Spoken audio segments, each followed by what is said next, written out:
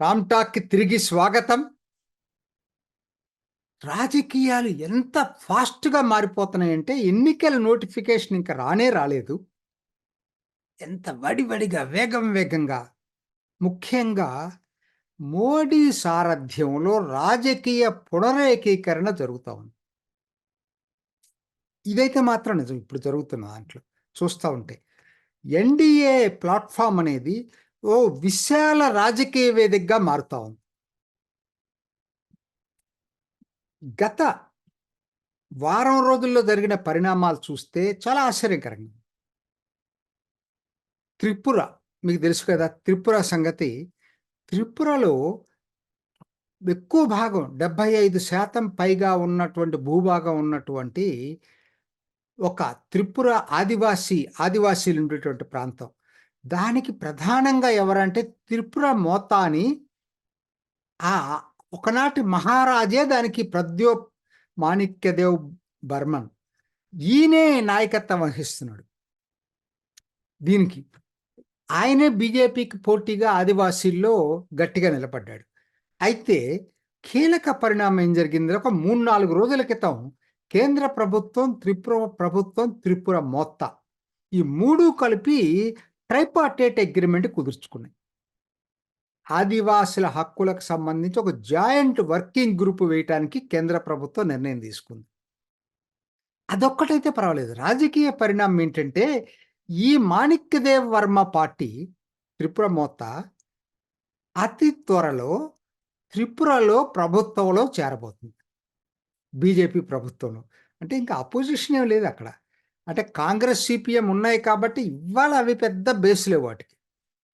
త్రిపుర మోతా join కావటం అంటే బెంగాలీలు, ఆదివాసీలు కలిసికట్టుగా ప్రభుత్వంలో చేరుతున్నట్లు లెక్క.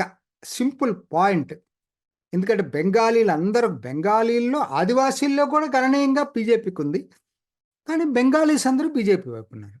ఆదివాసీల్లో ఈ మహారాజా ప్రభావం చాలా ఎక్కువగా ఉంది. వీళ్ళిద్దరు కలవటం వలన త్రిపురలో ఆల్మోస్టు రాజకీయ ప్రాతినిధ్యం అంతా ఈ రెండిటి మధ్యలో ఉంటది. ఇది రాజకీయ పునరేకీకరణ అంటారు దీన్ని.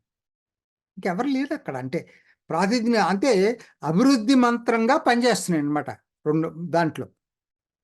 అంతకన్నా ఆశ్చర్యమైంది ఈ గత 2 రోజుల్లో జరిగిన పరిణామం చాలా ఆశ్చర్యంగా ఉంది. ఒడిస్సాలో నిజం చెప్పాలంటే బిజు జనతా దళ్‌కి పోటీ ఎవరైనా ఉన్నారంటే అది బీజేపీనే. కాంగ్రెస్ ఎక్కడో డిస్టెంట్ థర్డ్‌లో ఉంది ఇప్పుడు. అయినా వీళ్ళు టాక్టికల్‌గా మరి సెపరేట్‌గా పోటీ చేసి ఉండాల్సింది. ఎందుకనో మరి కలిసి పోటీ చేయాలని చెప్పి నిర్ణయం తీసుకున్నట్టుగా తెలిసింది. ఢిల్లీలో బీజేపీ దానికి సంబంధించిన ఒరిస్సా బీజేపీ వాళ్ళు అక్కడ కలిశారు. నిన్న భువనేశ్వర్‌లో బిజు జనతా వాళ్ళు సమావేశం ప్రత్యేకంగా యేసుకున్నారు. అల్టిమేట్‌గా అందరూ చెప్పటం ఏంటంటే ఆల్మోస్ట్ ఫైనలైజ్ అయిపోయింది డీల్ అనేది. ఎక్కువ పార్లమెంటు స్థానాలు బీజేపీకి ఇచ్చేటట్టు, ఎక్కువ అసెంబ్లీ స్థానాలు బీజేడీకి ఇచ్చేటట్టుగా జరుగుతుంది.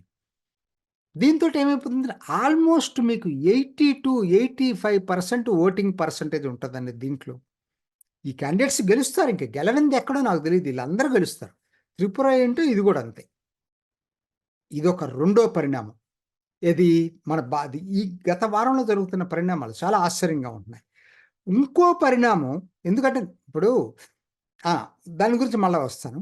ఇంకో పరిణామం మూడోది కూడా చెప్పి నేను వస్తాను. మూడోది ఆంధ్రప్రదేశ్‌లో జరుగుతున్నటువంటి పరిణామాలను బట్టి చూసేటట్టయితే చంద్రబాబు నాయుడు తిరిగి ఎన్డీఏ గూటికి చేరేటట్టుగా కనపడతా ఉంది.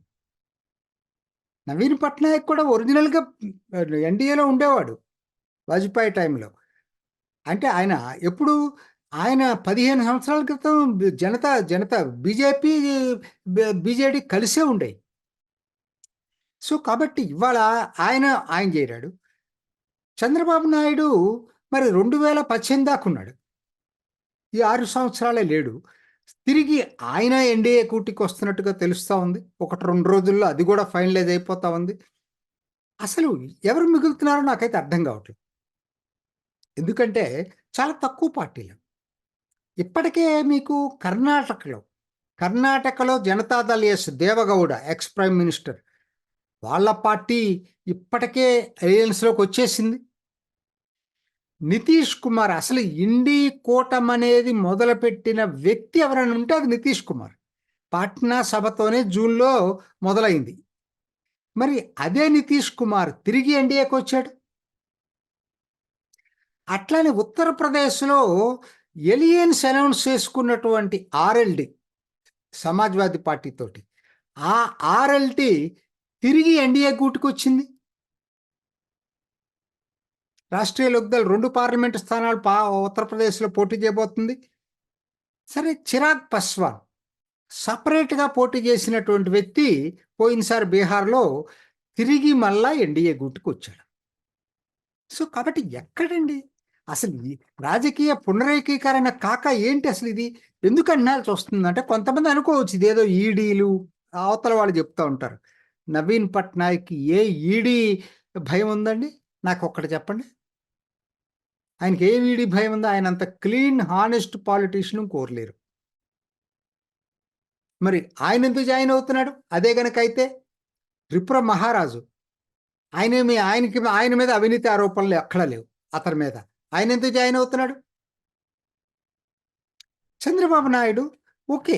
అది నేననుకోవటం ఏంటంటే మోర్ దాన్ కేసెస్ తన ఉద్దేశ్యం ఏంటంటే మోడీ ఫ్యాక్టర్ ఆంధ్రాలో జగన్ ఎదుర్కోవాలంటే అందరూ కలిసి పనిచేయాలనేది ముఖ్యంగా పవన్ కళ్యాణ్ తీసుకున్న స్లోగన్ ఇది. లోపల లోపల చంద్రబాబు నాయుడుకి కూడా ఉంది. ఇప్పుడు ఈ మోడీ ఫ్యాక్టర్ ఇప్పుడున్న ఈ సానుకూల వాతావరణం మోడీకున్నటువంటి ఫ్యాక్టర్ లేకపోతే జగన్‌ని ఓడించటం కష్టం అనేటువంటి భావన చంద్రబాబు నాయుడుకి గూడా వచ్చింది. అందుక ఆయన కూడా వచ్చాడు. అంతేగాని ఉండొచ్చు. నేను ఈడీకి సంబంధించిన ఎవరన్నా వ్యక్తులొస్తే నేను కాదనట్లేదు కానీ పార్టీలుగా అందువలన వచ్చారనేది కాదు. పార్టీలు వాళ్ళకి లాభం ఉంది కాబట్టి వస్తున్నారు. కొంతమందేంటి నిజంగానే దేశాన్ని గురించి ఆలోచించేవాళ్ళు. నవీన్ పట్నాయక్ లాంటి వాళ్ళు, త్రిపుర మహారాజు లాంటి వాళ్ళు, వాళ్ళందరూ కూడా జాయిన్ అవుతున్నారు. సో, కాబట్టి ఇది చాలా కొత్త పరిణామం అన్నమాట ఈ వారంలో జరిగింది. వ్యక్తులండి మీరసలు చూస్తే ఆశ్చర్యపోతారు. వ్యక్తులు కూడా ఎటువంటి వ్యక్తులు చేరుతున్నారు బీజేపీకి మద్దతుగా నిలుస్తున్నారు, లేతే బీజేపీలో చేరుతున్నారు. షెహ్లా రషీద్. ఈవిడ పేరు ఇనుంటారు. షెహ్లా రషీద్ ఎవరు తెలియనోళ్ళు ఎవరు లేరు. జేఎన్యూలో కన్నయ్య కుమార్ ఎలానో ఈవిడ కూడా ఆ జేఎన్యూ ప్రొడక్టు. అసలు తుక్కడే గ్యాంగ్‌లో సభ్యురాలు. ఆవిడిప్పుడు జమ్మూ కాశ్మీర్‌లో ఉంటుంది. ఇక్కడ లేని కూడా లేదు. ఢిల్లీ నుంచి ఎళ్ళిపోయింది ఆవిడ. ఆవిడ, ఆవిడ ఇంటర్వ్యూలు చూడండి. ఆవిడ ఎందుకు మోడీ మద్దతుదారులుగా మారిందంటానికి కారణం ఆవిడ చాలా సెల్ఫ్ ఇంట్రాస్పెక్షన్ చేసుకొని చెప్పిందండి. ఆవిడ. ఏందంటే, అందరూ చెప్పింది నేను నమ్మాను. కానీ ఇప్పుడు నేను కాశ్మీర్‌కొచ్చిన తర్వాత నేను గత 2, 3 సంవత్సరాల నుంచి చూస్తున్నాను. ఎక్కడ వివక్ష లేదండి. ముస్లిమ్స్ అని చెప్పి భేదభావంతోటి చూసినటువంటి ఒక్క సంఘటన గూడా లేదు. బెనిఫిట్సు ఎక్కువగా వస్తుందే ముస్లిమ్స్‌కి. సో, అది ఆవిడ షేలా రషీద్ ఆ విధంగా చెప్తా ఉందక్కడ. అట్లనే మీరు ఇంకొక క్యాండిడేట్ తపస్ రాయ్ నిన్న ఇంటర్వ్యూలో నేను వీడియో చేశాను. తపస్ రాయ్ తృణమూల్ పెట్టినప్పటి నుంచి ఉన్నాడు దాని మీద. ఆయన ఆయన ఆయన మీద చాలా మంచి అభిప్రాయం ఉంది చాలా మందికి. అందుకనే ఆయన మీద ఈడీ రైడ్ చేస్తే సీపీఎం దాన్ని మద్దతిచ్చింది. ఆయనకి బీజేపీ ఇచ్చింది. అంటే అటువంటి వ్యక్తులు కూడా ఇవాళ బీజేపీ ఇవాళ చేరారు. తెలుసు కదా! నిన్న తపస్ రాయ్ రిజైన్ చేయటం అని వీడియోలో చెప్పుకున్నాం. ఇప్పుడు ఆయన బీజేపీలో చేరాడు. పోటీ కూడా చేయొచ్చు రేపు లోక్‌సభకి. ఆయన ఎమ్మెల్యేకి రాజీనామా చేసొచ్చాడు. బీజేపీకి అదో పాలసీ ఉంది. కాబట్టి ఎమ్మెల్యేకి రాజీనామా చేసొచ్చాడాయన. ఇంకొక ఆశ్చర్యకరమైనటువంటి వ్యక్తి అర్జున్ మోధ్వాడియా, గుజరాత్. ఎందుకు చెప్పాల్సొస్తుందంటే దాదాపు ఆయన ముఖ్యమంత్రి కాకముందు నుంచి మోడీ ముఖ్యమంత్రి కాకముందు నుంచి కూడా ఆయన కాంగ్రెసే. పోర్బందర్ ఈయన ఎమ్మెల్యే మొన్నటిదాకా. ఈ కాన్స్టిట్యుయెన్సీలో ఇప్పుడు గుజరాత్‌లో ఈ ఆయన అంత అసెంబ్లీ పార్టీ లీడర్‌గా పనిచేసిన వ్యక్తి. ఆయన అసలు మోడీ బీజేపీలో చేరటం అనేది ఎవ్వరు ఊహించుకోలేదండి. ఆయన ఇంటర్వ్యూలు చూడండి. ఆయన కూడా చెప్తుంది అదే. సో, అల్టిమేట్‌గా అసలు ఇవాళ ప్రతి వాళ్ళు రియలైజ్ అయ్యారండి. అస్సాం కాంగ్రెస్‌లో ఎమ్మెల్యేలు చాలామంది వచ్చి చేరటం జరిగింది. కాపోతే వాళ్ళు రిజైన్ జేయలే. ఎందుకంటే బీజేపీలో ఫార్మల్‌గా చేరల. అంటే క్లియరెన్స్ ఇచ్చినట్లు సీఎంఏ వాళ్ళకి అవసరం గూడా లేదు. కానీ వాళ్ళు వద్దామని చెప్పి చాలామంది ఎదురు జూస్తున్నారు. ఇప్పుడు ప్రాబ్లమ్ ఎక్కడొచ్చిందంటే పార్టీ అందరిని తీసుకునే పరిస్థితిలో లేదు బీజేపీ. ఉదాహరణకి కమల్‌నాథ్ జూసుకోండి. అసలు ఎవరైనా ఊహిస్తారా? మధ్యప్రదేశ్ కమల్‌నాథ్ బీజేపీలో చేరటానికి చాలా పెద్ద ప్రయత్నం జేశాడు కమల్‌నాథ్. జరిగిందేమైందంటే, కాకపోతే బీజేపీలో ఒక సెక్షన్ స్ట్రాంగ్‌గా వ్యతిరేకించిందండి. ముఖ్యంగా సిక్కులు వ్యతిరేకించారు. ఎందుకంటే అప్పుడు 1984 సిక్కు అల్లర్లలో ఈయన పాత్ర ఉంది కాబట్టే సిక్కులు దీన్ని జీర్ణించుకోలేరు కమల్‌నాథ్ రావటం. అందుకని ఆయన్ని ఆయన వద్దామన్నా బీజేపీ తీసుకోలా. అందుకని తిరిగి మళ్ళీ వెనక్కెళ్ళిపోయాడాయన. ఎక్కడండి మీకసలు? ఇయన్నిటితో సంబంధం లేదు. తమిళనాడు చూడండి. తమిళనాడులో బీజేపీకి పెద్ద పెద్ద పార్టీలు రాపోవచ్చు. నిన్నటికి నిన్న పుదుకొట్టాయి రాయల్ ఫ్యామిలీ మొత్తం జాయిన్ అయిందండి. ఆవిడ రాధా ఆవిడ పేరేదో ఉంది. ఆవిడ అథ్లెటో ఏదో ఉంది. మంచి క్రీడాకారిణి. షూటర్ అనుకుంటా. ఆవిడ జాయిన్ అయింది. ఆ అమ్మాయి. వాళ్ళ తల్లితో సహా అందరూ వాళ్ళ రాయల్ ఫ్యామిలీ మొత్తం పుదుకొట్టాయి. వాళ్ళకి మంచి పేరుంది. ఎందుకంటే వాళ్ళ వాళ్ళ మదరు తిరుచి కార్పొరేషన్ మేయర్‌గా కూడా చేసిందావిడ. అట్లనే శరత్ కుమార్, రాధికా శరత్ కుమార్ వాళ్ళు నిన్నే ప్రకటన చేశారు. మేము ఎన్‌డీఏలో చేరుతున్నామని చెప్పి ప్రకటన చేశాడు. సో, అసలు అంటే అవకాశం ఉంటే ప్రతి వాళ్ళు చేరతారు. అంటే కొన్ని ప్రాబ్లమ్స్ వస్తాయి. ఇప్పుడు డీఎండీకే ఉంది. Captain Vijayakanth party. అన్నాడీఎంకే తోటి సంప్రదింపులు జరుగుతుంది. ఎందుకని? ఆవిడ ముందే ప్రకటించింది. నాకు ఎవరు రాజ్యసభ ఇస్తే దాంట్లో చేరతాను. బీజేపీ రాజ్యసభ ఇవ్వటానికి సిద్ధంగా ఉండట్లేదు. అందుకని వాళ్ళు దూరంగా పెట్టారు. అట్లనే ఆల్ ఇండియా ఫార్వర్డ్ బ్లాక్ వాళ్ళకేం లేదు. ఫార్వర్డ్ బ్లాక్‌లో ఇప్పటికే చీలికొచ్చి సౌత్ బేస్డ్ ఫార్వర్డ్ బ్లాక్ అని, సదరన్ ఫార్వర్డ్ బ్లాక్ అని ఒకటి పెట్టారు. అది అన్నామలైతో ఉంది. ఈ ఆల్ ఇండియా ఫార్వర్డ్ బ్లాక్‌కి పెద్దగా ఏం లేదు. వాళ్ళు అన్నాడీఎంకేలో ఉన్నట్టుగా వాళ్ళు చెప్పుకోవడం జరుగుతా ఉంది. సో, కాబట్టి పరిస్థితి ఏందంటే ఇంత సానుకూల వాతావరణం నేనెప్పుడు చూడలేదసలు. ఏ పార్టీకి చూడలేదు. అంటే గేట్లు బారా తెలిస్తే అందరూ వచ్చేటట్టున్నారు. బీజేపీని ఆపాల్సిన పరిస్థితి వస్తా ఉంది. ఇది పరిస్థితి.